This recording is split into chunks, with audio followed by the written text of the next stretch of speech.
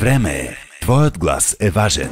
Гласувай за листата общински съветници от ГЕРБ с номер 19 в бюлетината. За още видими резултати в община Казанлък на 25 октомври, номер 19 в бюлетините.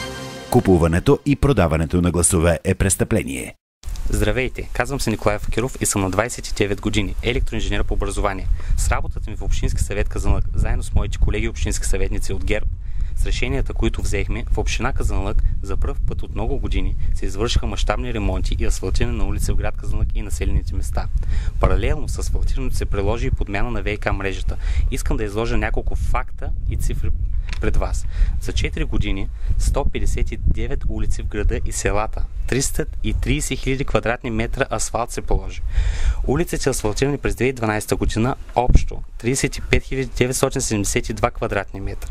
През 2012 година в населените места бяха ремонтирани и преасфалтирани 25 улици на стойност 592 хиляди лева.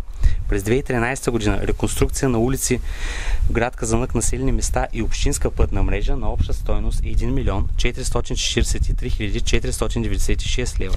През 2014 година реконструкция на улици в град Казанлък, населени места и общинска пътна мрежа на обща стойност 793 хиляди 164 лева.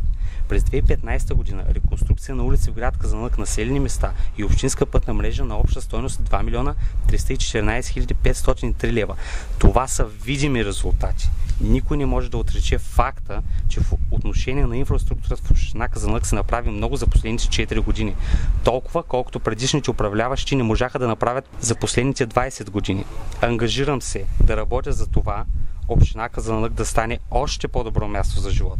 Призовавам ви на 25 октомври да гласувате с бюлетина номер 19 за кмет на община Казанлък, за листата общински съветници от ГЕРБ и листата за кмет на населено място в община Казанлък. Време е. Твоят глас е важен. Гласувай за листата общински съветници от ГЕРБ с номер 19 в бюлетината. За още видими резултати в община Казанлък на 25 октомври, номер 19 в бюлетините. Купуването и продаването на гласове е престъпление.